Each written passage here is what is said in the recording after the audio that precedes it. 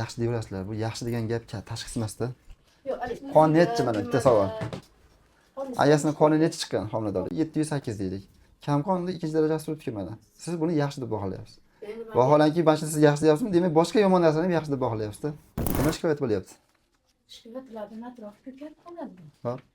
Keyin endi jijilarda tuz bilan gulni almashtirish nimasi bor? Jiji degan gapni esdan chiqaraylik. Bolangiz necha oylik bo'lyapti hozir? 3 oylik bo'ldi. Jiji degan gapni yo'qotingda. Bir uxlasa qancha vaqt uxlayapti bolangiz? Kunduzini? Umuman qachon bo'lsa ham uxlasa? Tinimsiz uxlaydi. Kechasi-chi? Kechasi misol 10 gacha uxlasa, 4-5 gacha uxlamaslik. Hozir uyqusini topdi, yaxshi ketyapti.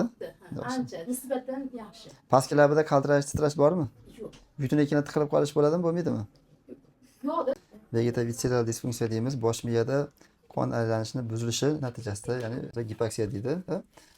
Gipoksiya kamqonlikdan tortib to tug'ruq paytidagi qiyinchilikgacha bo'lgan voqealar sabablar tufayli bo'lishi mumkin. Homiladorlikda qon kam bo'lgan bo'lishi mumkin. Infeksion omillar hisobiga suvlarda loyqalangan bo'lishi mumkin. Bachadon yo'ldosh o'rtasida bachadon kasalliklari bor, pasport turlari. Qon aylanishi buzilishi birinchi, ikkinchi, uchinchi darajasida. Shularda hisobiga bo'lishi mumkin va eng ko'p qiyinchiliklar tug'ilayotgandagi mexanik qiyinchiliklar hisobiga bo'ladi. Tug'ilish paytida qanaqadir gipoksiya yoki mexanik qisilishlar bo'lgan, mana ilk nimada kattaroq qon kurish beryapti, hozir ozgina 0.78 ga tushdi. Bu juda ham kichik hisoblanadi. Shuni hisobiga qon aylanishi buzilib, gipoksiya berib, ozgina suyuqliklar ham ko'payib qoldi boshida. Yaxshi deyaverasizlar. Bu yaxshi degan gap tashxis emasda. Yo'q, qon nechi mana bitta savol. Ayasini qoni nechi chiqqan homiladorlikda? Bo'ldi. 908 deydi. Aksariyat apparatlarimiz baland ko'rsatadi.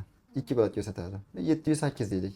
Kamqonni ikkinchi darajasi turibdi mana. Siz buni yaxshi deb baholayapsiz. Vaholanki barcha siz yaxshi deyapsizmi? Demak, boshqa yomon narsani ham yaxshi deb baholayapsiz-da. Yo'q, menga endi qog'ozda nimada qat'iy doktorga deysa, olganimda hammasida naqalar yaxshi chiqadi. Yo'q, shuni isbotlab beryapman. Yaxshi emas ekan o'sha paytda demoqchiman. Xo'p. Shuni aytishganda Masalan, ugroza bo'lsa ham yaxshi deb o'tib ketadi biznikilar.